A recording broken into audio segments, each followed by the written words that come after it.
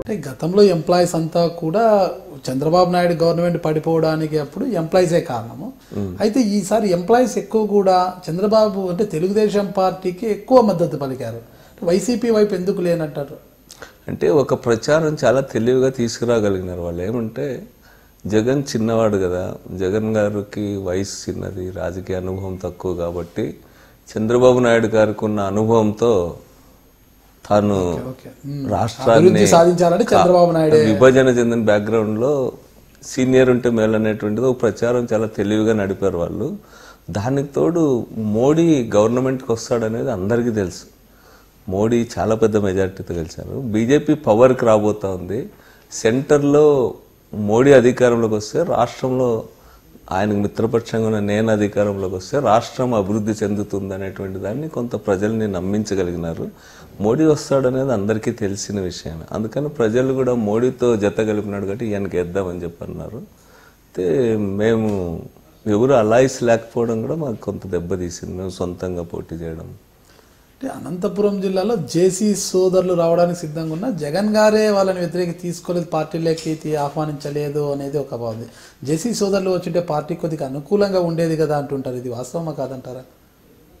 అంటే జేసీ గారు కూడా బలమైన నాయకుడు మా జిల్లాలో. బట్ జేసీ గారు వస్తేనే అంత తారుమారు అవుతుంది అనేటువంటిది నేనేం నమ్మడం లేదు. ఎందుకంటే హిందూపూర్ పార్లమెంట్లో కూడా వాళ్ళు 7 సీట్లలో 6 గెలిచారు, 1 మేము గెలిచాం. ఈ పార్లమెంట్ సెగ్మెంట్లో కూడా మేము 1 సీటు గెలిచాము. అక్కడ ఉన్నది ఇక్కడ కూడా జరిగింది. అయితే జేసీ గారు కూడా వచ్చి ఉండింటే బాగుండేది. బట్ అందుకో ఏం జరిగింది అనేది అది పూర్తిగా తెలియదు. తీసుకుంటే జిల్లా నుంచి అనంతపురం పార్లమెంటును బీసీకి ఇస్తామన్నారు, హిందూపురం పార్లమెంట్ బీసీకి ఇస్తాం. మొదటి నుంచి కూడా బోయ తిరుపాలని అయితేనేమి, మళ్ళా మధ్యలో డాక్టర్ పార్థసాదిని తీసుకొచ్చారు. వీళ్ళందరినీ కాదనుకోండి చివరి నిమిషంలో అనంతరామరెడ్డికి కేటాయించారు. అక్కడ చూస్తే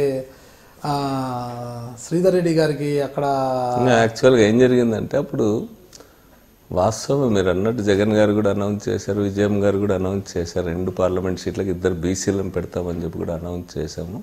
ఇక్కడ తిరుపాలని అనలేదు కానీ అక్కడ శంకరనారాయణ పెడతామన్నట్టుగా కూడా అన్నాము అక్కడ. బట్ అయితే తర్వాత వచ్చిందంటే దివాకర్ రెడ్డి గారు వచ్చిన తర్వాత, దివాకర్ రెడ్డి గారు చాలా సీనియర్ లీడరు. దివాకర్ రెడ్డి గారు ఒక రకంగా రాష్ట్ర ముఖ్యమంత్రి పదవికి పోటీ పడినవాడు. అనేక మంది మంత్రివర్గంలో ఆయన పనిచేసిన అనుభవం ఉంది.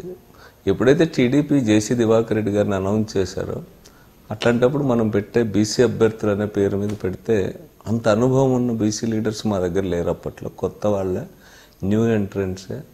అందుకనే కొత్త వాళ్ళు దివాకర్ రెడ్డి గారితో సరితూగలేరు అనేటువంటి ఒక అనుమానంతోనే అప్పుడు జగన్ గారు అనంత వెంకటరామరెడ్డి గారికి ఇచ్చారు. అదేవిధంగా అక్కడ మా పార్టీ కూడా గుర్తించింది. జగన్ గారు కూడా ఈ విషయంలో కొంత బ్యాక్వర్డ్ క్లాసెస్ నుంచే పార్లమెంట్ మెంబర్స్ని పెట్టి ఉంటే బాగుండేది అనేటువంటిది అభిప్రాయపడినాడు. తర్వాత కూడా అక్కడ కూడా శంకరనారాయణ గారు కూడా తాను అసెంబ్లీకి పోటీ చేయడానికే ఇంట్రెస్ట్ చూపాడు. చివరిలో శంకరనారాయణ గారు కూడా నేను పెనుగొండ కంటెస్ట్ చేయడానికి ఇంట్రెస్ట్ చూపాడు. ఏ కారణాలైనా అదొక పొరపాటుగానే మేము గుర్తిస్తున్నాం. జగన్ గారు కూడా బ్యాక్వర్డ్ క్లాసెస్కి ఇంకొంత ప్రాధాన్యత ఇచ్చిండాల్సిందే అనేది. జగన్మోహన్ రెడ్డి గారు ఇప్పుడు వైసీపీలో మీకు ఎలాంటి ప్రాధాన్యత ఇస్తున్నారంటారు?